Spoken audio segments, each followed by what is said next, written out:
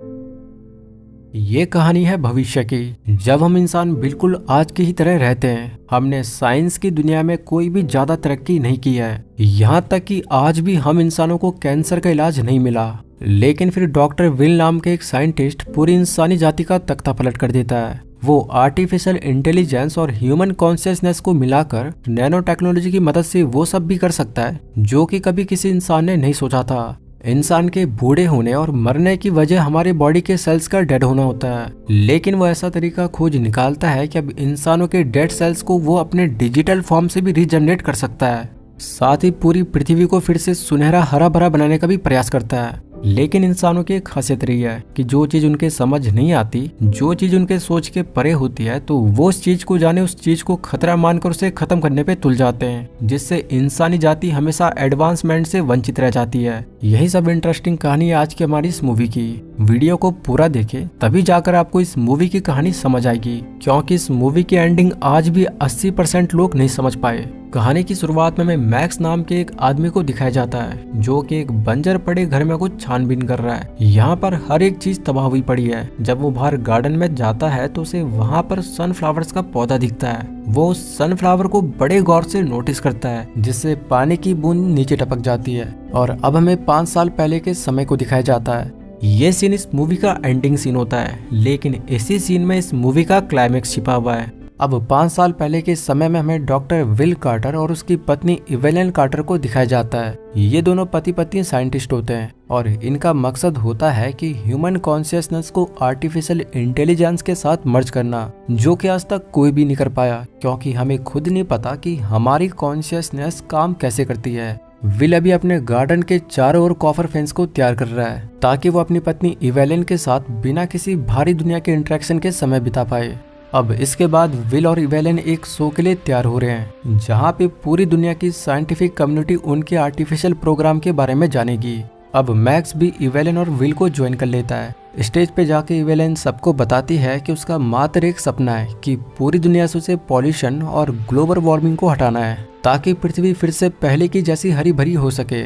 और ये सब वो अपने बनाए आर्टिफिशियल इंटेलिजेंस से ही कर सकते हैं। अब इवेलिन के बाद डॉक्टर विल स्टेज में आता है और हम देखते हैं कि विल के शो में आज की दुनिया के वैज्ञानिक और बिजनेसमैन इलोन मस्क भी आया हुआ है। डॉक्टर विल बताता है कि कोई भी इंसान अपने दिमाग का आज तक 100% यूज नहीं कर पाया, लेकिन क्या हो अगर हमने ह्यूमन कॉन्शियसनेस को एआई से मर्ज कर दिया, तो फिर हम इंसान अपने दिमाग को पूरी तरह से यूज कर सकते हैं। विल यहाँ पे बताता है कि आज तक कोई भी कॉन्शियसनेस को समझ नहीं पाया कि ये कैसे काम करती है, और न ही वो यूनिवर्स को पूरी तरह समझ पाए हैं। लेकिन एआई की मदद से अब पूरे राज खुल जाएंगे।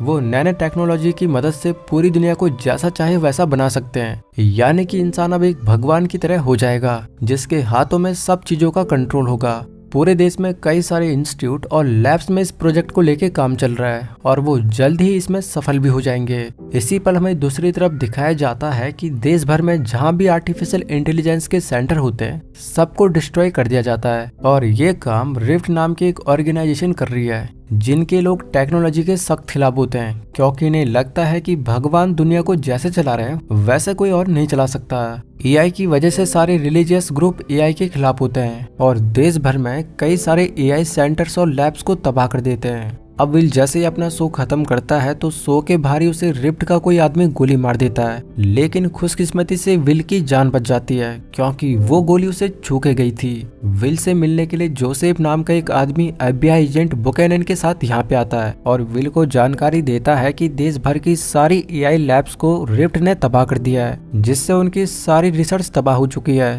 तो मात्र विल की ही लैब वो लैब है जिसमें कि एआई की रिसर्च की जा सकती है। विल और इवेलिन उन दोनों को अपना बनाया AI programme super quantum computer pin को भी दिखाते हैं। जोसेफ और बुकानन जैसे ही लैब में एंटर करते हैं तो पिन नाम का वो एआई उन्हें पहली बार में उनकी पहचान बता देता है, जिससे कि वो दोनों काफी सरप्राइज हो जाते हैं, क्योंकि आज तक वो कभी भी यहाँ पे नहीं आए थे। यहाँ पर विल और जोसेफ के बीच कुछ बातें होती हैं, जिसमें जोसेफ विल से डॉक्टर केसी की रिसर्च शेयर करने के लिए तैयार हो जाता है, जो कि डॉक्टर केसी ने मरने के जस्ट पहले भेजी थी। अब यहाँ पर एकदम से विल की तबीयत बिगड़ना शुरू हो जाती है।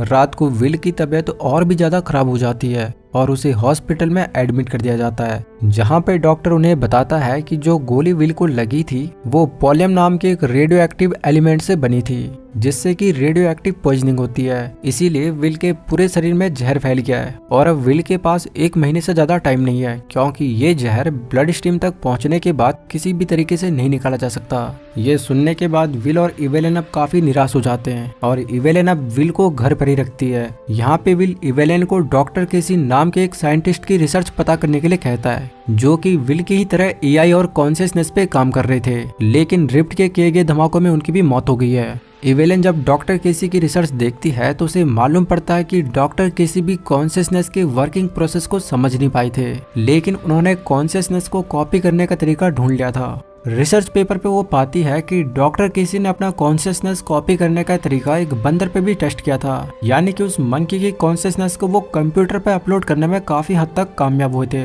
इस रिसर्च को देख अब इवेलिन के मन में भी विचार आता है कि वो भी विल की कॉन्शियसनेस को super intelligent computer system pin पे अपलोड करेगी, जिससे उसका पति विल ह्यूमन के फॉर्म में मर भी जाए तो भी डिजिटल फॉर्म में वो विल के साथ हमेशा बातें कर सकती है। साथ ही साथ विल डिजिटल फॉर्म में अपनी रिसर्च को भी आगे बढ़ा सकता है। इवेलिन जब मैक्स को विल की कॉन्शियसनेस को कॉपी करने का सुझाव मैक्स को देती है तो मैक्स इसके सख्त खिलाफ हो जाता है। इसके पीछे मैक्स का ये रीजन होता है कि ऐसा करके विल डिजिटल फॉर्म में एआई को कंट्रोल करेगा, जिससे विल जो चाहे वो कर सकता है और ऐसा करके इंसानी जाति भी खतरे में आ सकती है, क्योंकि अगर कोई सी भी एक मेमोरी विल की कॉपी नहीं हुई तो फिर उसकी कॉन्शियसनेस दुनिया के लिए खतरा पैदा कर सकती है।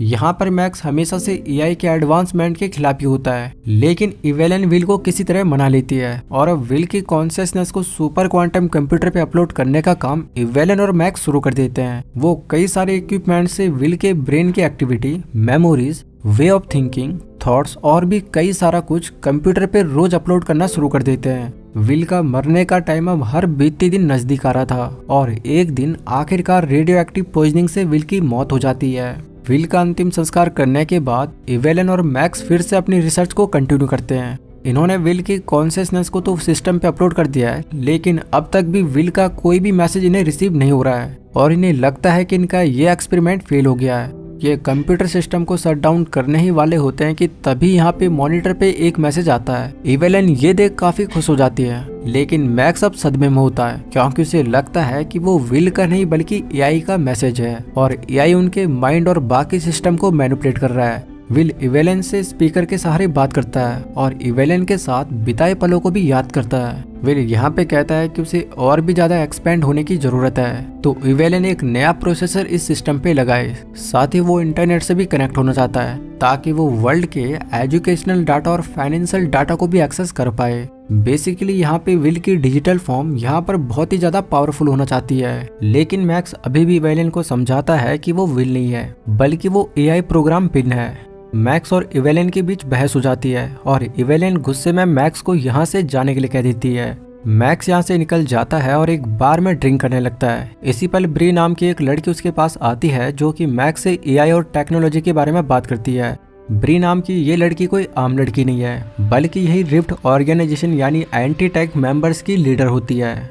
यहाँ पर मैक्स ब्री की बातों का जवाब नहीं देता और बाहर आ जाता है, लेकिन पार्किंग लॉट में ब्री के कुछ आदमी मैक्स को किडनैप कर लेते हैं और अपने सेंटर लेके आ जाते हैं। वो ब्री से इवेलिन के प्रोजेक्ट के बारे में पूछताछ करते हैं और डॉक्टर केसी के रिसर्च के बारे में भी वो मैक्स से पूछताछ करते हैं। मैक्स के फोन से ब्री के हैकर्स इवेलिन की लोकेशन को ट्रैक कर लेते हैं, जो कि अभी सैन पाब्लो होती है। ब्री अपनी गैंग के साथ तुरंत इवेलिन की लोकेशन पे पहुंच जाती है, लेकिन इवेलिन उनके आने से पहले ही विल को इंटरनेट से कनेक्ट कर देती है और सही सलामत यहाँ से भाग जाती है। जैसे ही विल इंटरनेट से कनेक्ट होता है तो वो पूरी दुनिया के इंटरनेट कनेक्शन, डाटा और हर उस चीज को एक्सेस कर सकता है जो कि कभी इंटरनेट पे अपलोड की गई हो। एक तरह से आप यहाँ पे ये भी समझ लीजिए कि विल की डिजिटल फॉर्म दुनिया के किसी भी डाटा को रीअरेंज या मैनिपुलेट कर सकता है। इसी की बदौलत वो होटल में इवेलिन के लिए कमरा बुक कर देता है, वो भी बिना किसी पैसों के। अगली सुबह विल बताता है कि उसे किसी सुरक्षित जगह पे जाना होगा। यहाँ पर विल देश भर के सारे सर्विलेंस कैमरा को भी एक्सेस कर लेता है, जिससे वो सारे आतंकवादियों की इंफॉर्मेशन लोकेशन के साथ जोसेफ और एजेंट बुकानन को भेज देता है और वो भी उनके सारे सिस्टम को हैक करके। यहाँ पर FBI एजेंट ये देख हैरान हो जाता है कि कोई अननोन चीज उनकी मदद कर रही है। इसके बाद देश भर में कई आतंकियों को हिरासत में ले लिया जाता है, लेकिन रिप्ट के कुछ आतंकी फिर भी बच जाते हैं। उधर विल अब इवेलियन को शहर छोड़ने के लिए कहता है, क्योंकि इवेलियन अब इस शहर में सुरक्षित नहीं है। जिसके बाद इवेलियन एक बहुत पिछड़े इलाके में विल के सुझाव के तहत रहना शुरू कर देती है और यहीं पर विल आगे का अपना प्रोजेक्ट शुरू करता है। अब इसके बाद कहानी में 2 साल बीत जाते हैं और विल ने इन बीते 2 सालों में नैनो टेक्नोलॉजी पर महारत हासिल कर ली है। वो दुनिया के किसी भी इंसान को अब ठीक कर सकता है, यहाँ तक कि वो कैंसर हो चाहे कोई भी बीमारी हो, वो हर बीमारी को ठीक कर सकता है, क्योंकि उसके पास अब नैनो रोबोट्स की फौज है जो कि शरीर के खराब पार्ट्स को ठीक कर सकते हैं और डेड सेल्स को रिजेनरेट कर सकते हैं। इसका एक नमूना हमें तब दिखाया जाता है जब उसके लैब में एक जख्मी पड़े आदमी को लाया जाता है, तो विल मैकेनिकल हैंड्स और नैनो टेक्नोलॉजी की मदद से उसे पल भर में ही पहले जैसा बना देता है, जिसमें नैनो रोबोट्स का भी रोल होता है, क्योंकि यही डेड सेल्स को रिपेयर करते हैं और एक तरह से विल पूरी दुनिया को अपने हिसाब से कंट्रोल कर सकता है। यानी कि अब वो किसी भी भगवान से कम नहीं है। विल इंसानों के माइंड को पढ़ सकता है, उसे मैनिपुलेट कर सकता है। यहीं से इवेलियन को भी अब डाउट होना शुरू हो जाता है, क्योंकि विल अब कुछ ज्यादा ही ताकतवर हो गया है और इवेलियन को तो ये भी भरोसा नहीं हो रहा होता कि वो विल है, बल्कि उसे शक होता है कि ये जो भी कुछ कर रहा है वो विल नहीं बल्कि AI पिन कर रहा है। वहीं इधर अब मैक्स रिप्ट के साथ काम करने के लिए तैयार हो जाता है। मैक्स को भी AI से काफी डर होता है। अब चूंकि पिन के सोर्स कोड के बारे में मैक्स को ही पता है, तो मैक्स एकमात्र वो आदमी है जो कि विल को रोक सकता है, तो वो विल को खत्म करने के लिए वायरस बना सकता है। विल अब पूरी दुनिया को कंट्रोल कर सकता है, यहाँ तक कि जिस आदमी को उसने नैनो टेक्नोलॉजी की मदद से बिल्कुल ठीक कर दिया था, वो उसी आदमी के दिमाग को कंट्रोल कर इवेलियन से बात भी करता है, क्योंकि नैनो रोबोट्स के जरिए ही विल ने उस आदमी को ठीक किया था। और ये नैनो रोबोट्स इतने छोटे होते हैं कि इन्हें सिर्फ माइक्रोस्कोप से ही देखा जा सकता है। यहाँ पे विल इन्हीं नैनो रोबोट से अभी तक कनेक्टेड होता है, तो इन्हीं के जरिए वो ठीक किए गए इंसानों से कनेक्ट हो सकता है। डिजिटल विल जब एक वर्कर की फॉर्म में इवेलियन से बात करता है, तो वो इवेलियन की हार्मोन्स की कंडीशन उसे दिखाता है, जिसको देख इवेलियन को भी पहली बार धक्का लगता है और उसे महसूस होता है कि वो गलत चीज कर रही है। वहीं इधर सारी दुनिया में एक वीडियो वायरल हो जाती है जिसमें AI की इंटेलिजेंस की कैपेबिलिटी को दिखाया गया था कि किस तरह डिजिटल विल कोई भी बीमारी या जख्म को पल भर में ठीक कर देता है। रिप्ट के हाथ भी ये वीडियो लग जाती है, जिससे अब मैक्स किसी भी तरह डिजिटल विल को खत्म करना चाहता है। विल की वीडियो जब वायरल होती है तो बहुत सारे लोग अपनी बीमारियों का इलाज कराने यहाँ पे आने लगते हैं और पल भर में विल उन्हें नैनो टेक्नोलॉजी की मदद से ठीक भी कर देता है। विल की वजह से किसी अंधे को पहली बार दुनिया दिखाई पड़ती है, तो कोई लंगड़ा अपने पैरों पे चलने के काबिल हो जाता है, कोई बहरा पहली बार आवाजें सुनता है, तो कोई गूंगा बोलने के काबिल हो जाता है। विल सबको एक तरफ से ठीक करने लगता है, लेकिन यहाँ पर जिसका भी इलाज डिजिटल विल कर रहा है, वो इंसान हमेशा के लिए विल से कनेक्ट हो जाता है, क्योंकि विल डेड सेल्स और खराब टिश्यूज को माइक्रो रोबोट्स या कहे कि माइक्रोचिप से फील करता है। इधर अब FBI एजेंट और जोसेफ भी इवेलियन की रिसर्च को देखने आते हैं। देखने क्या आते हैं, बल्कि इन्हें भी विल को अब किसी भी हाल में तबाह करना होता है। विल की डिजिटल फॉर्म को देख जोसेफ पूरी तरह हैरान हो जाता है और वो विल की लैब का निरीक्षण करता है। जाते वक्त वो इवेलियन के हाथ में एक चिट्ठी पकड़ाता है जिसमें लिखा होता है run from this place. Ripped और FBI साथ मिलकर प्लान करते हैं कि वो बिल्कुल सामने से विल की लैब पर अटैक नहीं कर सकते, क्योंकि विल कई ज्यादा ताकतवर है, तो इसके लिए वो सुरंग बनाने का काम शुरू कर देते हैं। यहाँ पर मैं एक और बात आपको बता दूं कि विल जिनका भी इलाज किया है, उनकी फिजिकल स्ट्रेंथ में भी बहुत बदलाव आ जाता है और वो एक आम इंसान की तुलना में कई भारी चीजें उठा सकते हैं, यानी कि सुपर ह्यूमन की क्वालिटीज उनके अंदर आ जाती है। इवेलियन को भी अब विल पे शक हो जाता है, क्योंकि विल अब इंसानों को कंट्रोल करने लगा है। अब इसके बाद रिप्ट और FBI एक साथ मिलकर काम करने लगते हैं और सुरंग का काम इनका पूरा भी हो जाता है। मैक्स यहाँ पे वायरस बना तो सकता है, लेकिन इसके लिए उसे ऐसे इंसान की जरूरत पड़ेगी जिसे विल ने ठीक किया हो, ताकि वो माइक्रो रोबोट से विल के सोर्स कोड को पकड़ पाए। इवेलियन जब बाहर सोलर पैनल्स एरिया में होती है, तो तभी रिप्ट और FBI के लोग यहाँ पे हमला कर देते हैं, तो वहीं विल सारे लेबर्स को यहाँ पे इवेलियन को सेव करने में लगा देता है, या कहे कि वो सारे लेबर्स के माइंड को कंट्रोल कर इवेलियन को घेर लेता है, ताकि इवेलियन को कोई नुकसान ना पहुंचे। कोई भी रास्ता न दिखने पर मैक्स इवेलियन के बगल में खड़े एक शख्स के हाथ पे शूट कर देता है, लेकिन आश्चर्यजनक तरीके से उस शख्स का घाव अपने आप ठीक हो जाता है। तो यहाँ पे मैक्स, रिप्ट और FBI के लोगों को तुरंत पता लग जाता है कि वो इनका मुकाबला नहीं कर सकते, क्योंकि विल अब सभी लेबर से कनेक्टेड है और नैनो टेक्नोलॉजी की मदद से उसने सारे लेबर्स को एडवांस बना दिया है। ये देखने के बाद ये सारे उल्टे पैर भागने लगते हैं, जिस बीच विल से कनेक्टेड लेबर इनका पीछा करते हैं और हम देखते हैं कि ये लेबर्स तो गाड़ी से भी तेज भाग रहे हैं, जिससे ये रिफ्ट और FBI के कई लोगों को मार देते हैं। मैक्स सुरंग के रास्ते वापस भागता है और उसका पीछा विल से कनेक्टेड एक लेबर करता है। आगे जाकर चतुराई से मैक्स और FBI के लोग उस विल से कनेक्टेड आदमी को कॉपर फेंस से जकड़ लेते हैं, जिससे विल का कनेक्शन उस आदमी से टूट जाता है और वो उसे ठीक नहीं कर पाता। मैक्स उस आदमी के माइक्रो रोबोट से विल के सोर्स कोड का पता लगाता है और डिजिटल विल के लिए वायरस बना देता है। किसी तरह ये इवेलन को भी किडनैप करने में कामयाब हो जाते हैं। यहाँ पे हमें दिखाया जाता है कि विल इसी बीच नैनो पार्टिकल से पूरी धरती के एयर पोल्यूशन को ठीक करने लगता है। नैनो पार्टिकल की मदद से वो बारिश भी करता है और अब पूरी दुनिया में धीरे धीरे बीमारियों का नामो निशान मिट जाएगा। मैक्स इसी के बारे में इवेलन से बात करता है कि पेन के फॉर्म में विल जिस तरह से धरती की पॉल्यूशन को ठीक कर रहा है वो बिल्कुल भी अननेचुरल है और इतिहास गवाह रहा है कि अननेचुरल चीजें इंसानों के लिए बाद में खतरा पैदा करती है, तो उन्हें किसी भी तरह विल को ऐसा करने से रोकना होगा। यहाँ पर इवेलिन भी मैक्स की बात को समझ इनका पक्ष लेती है और कहती है कि वो मैक्स के बनाए वायरस को इवेलिन की बॉडी में इंजेक्ट कर दे, ताकि जब वो विल को खुद की कॉन्शियसनेस को भी सिस्टम में अपलोड करने के लिए कहेगी तो वो वायरस भी विल के सिस्टम में अपलोड हो जाएगा, जिससे इवेलिन के साथ विल का भी अंत हो जाएगा। अब ये लोग इस वायरस को इवेलिन की बॉडी में इंजेक्ट कर देते हैं और इवेलिन अब सोलर पैनल्स के एरिया में विल से कनेक्टेड लेबर से बात करने जाती है कि तभी उसे वहां पर विल दिख जाता है, जिसने की नैनो टेक्नोलॉजी की मदद से यहाँ पर खुद को भी रीजनरेट कर दिया है। विल की इंसानी फॉर्म को देख इवेलिन को खुशी और सदमा भी पहुंचता है। वो विल को गले से लगाती है और विल को कहती है कि वो भी अपनी कॉन्शियसनेस को सिस्टम में अपलोड करना चाहती है। इधर FBI और रिफ्ट दूर से विल को देख रहे होते हैं और ये भी पूरी तरह शॉक में होते हैं, क्योंकि विल ने खुद को भी रीजनरेट कर दिया होता है। इन्हें बिल्कुल भी नहीं पता कि आखिर ये विल ने किया तो किया कैसे। इवेलिन विल से अपनी कॉन्शियसनेस को अपलोड करवाना चाहती है, लेकिन विल एक स्टैचू की तरह खड़ा का खड़ा रह जाता है और वो इसलिए क्योंकि वो इवेलिन की भावनाओं को समझ जाता है कि इवेलिन उसे खत्म करना चाहती है, इसीलिए वो विल को कॉन्शियसनेस अपलोड करवाने के लिए कह रही है। इधर रिफ्ट और FBI अपने प्लान को फेल होता देख हड़बड़ा जाते हैं, क्योंकि ये सोच रहे थे कि विल इवेलिन को लैब में लेकर जाएगा और इवेलिन की कॉन्शियसनेस को अपलोड करेगा, लेकिन विल तो ऐसा कुछ भी नहीं कर रहा है, जिससे रिफ्ट की टीम यहाँ पे धमाके करना शुरू कर देती है। ब्री और मैक्स भी अब लैब तक जाना चाहते हैं ताकि सारे सिस्टम और लैब को ही वो डिस्ट्रॉय कर दे। वहीं धमाके में भी इवेलिन बुरी तरह इंजर्ड हो जाती है। विल इवेलिन को अंदर लैब में लेके जाता है और वो इवेलिन को बताता है कि वो तो हमेशा उसके सपने के लिए मेहनत कर रहा था। वहीं बाहर ब्री और मैक्स की गाड़ी भी उलट जाती है और ब्री मैक्स को गन पॉइंट पे ले लेती है और वो विल को धमकी देती है कि वो वायरस को खुद में इंजेक्ट कर ले, वरना वो उसके बेस्ट फ्रेंड मैक्स को मार देगी। बेचारा विल का एक तरफ अपना प्यार इवेलिन यहाँ पे मरने की हालत में होता है, तो दूसरी तरफ उसके बेस्ट फ्रेंड मैक्स की जान भी खतरे में है। तो यहाँ पे विल इवेलिन को बताता है कि जितनी पावर उसके पास बची हुई है उससे या तो वो इवेलिन को ठीक कर सकता है या फिर वो मैक्स को बचा सकता है। विल इवेलिन को सब कुछ बता देता है कि किस तरीके से वो इवेलिन के पृथ्वी से पॉल्यूशन हटाने और पृथ्वी को हरा भरा बनाने के सपने के लिए मेहनत कर रहा था। इवेलिन को भी अब पूरी तरह विश्वास हो जाता है कि वो हमेशा से उसका पति विल था, ना कि उसका सुपर क्वांटम कंप्यूटर पिन। इवेलिन की आंखों में अब आंसू होते हैं। उसे अब सब पता लगता है कि नैनो टेक्नोलॉजी पृथ्वी के लिए एक वरदान था, जिससे कि इंसानी जाति काफी एडवांस हो जाती, लेकिन वो ये सब नहीं समझ पाई थी।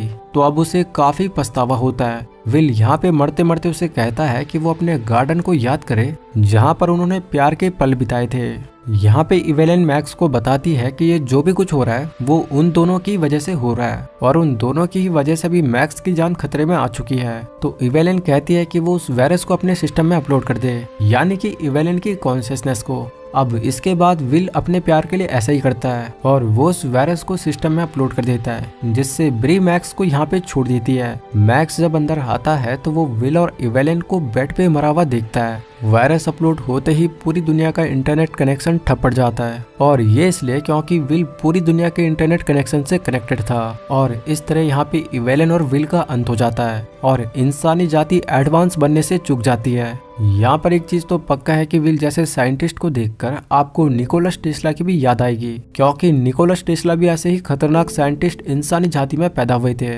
अब इसके बाद आता है मूवी का वो सीन जो कि हमें पूरी तरह सोच में डाल देता है। मूवी के आखिरी सीन में जब मैक्स विल और इवेलिन के गार्डन में जाता है तो वो वहाँ पर सनफ्लावर्स को देखता है और बड़ी गौर से वो सनफ्लावर को नोटिस करता है। तो वो पाता है कि सनफ्लावर से पानी की बूंद जब नीचे पड़ती है तो वो गंदे पानी को साफ कर देती है। ये देख मैक्स का पूरी तरीके से दिमाग घूम जाता है और उसे समझ आ जाता है कि विल के नैनो पार्टिकल्स अभी भी यहाँ पे मौजूद है जो कि ऐसा कर पा रहे हैं, लेकिन ये कैसे मुमकिन है, यही इस मूवी की गुत्थी है। तो आइए इसका जवाब भी जान लेते हैं। तो जब विल ने नैनो पार्टिकल्स की हेल्प से बारिश की होगी तो विल के नैनो पार्टिकल्स इस गार्डन में गिरे होंगे और जब विल ने उस वायरस को इंजेक्ट किया तो उसके सारे नैनो पार्टिकल्स तो डिस्ट्रॉय हो गए, लेकिन गार्डन में इस कॉपर फेंस की वजह से यहाँ पर विल के नैनो पार्टिकल्स डिस्ट्रॉय नहीं हो पाए। यही रीजन है कि विल के नैनो पार्टिकल्स अभी तक यहाँ पे मौजूद हैं। आशा करता हूँ कि आपको मेरा ये एक्सप्लेनेशन पसंद आया होगा। अगर ऐसा है तो आप मेरे इस वीडियो को लाइक कर मेरे इस चैनल को सब्सक्राइब कर मुझे सपोर्ट कर सकते हो।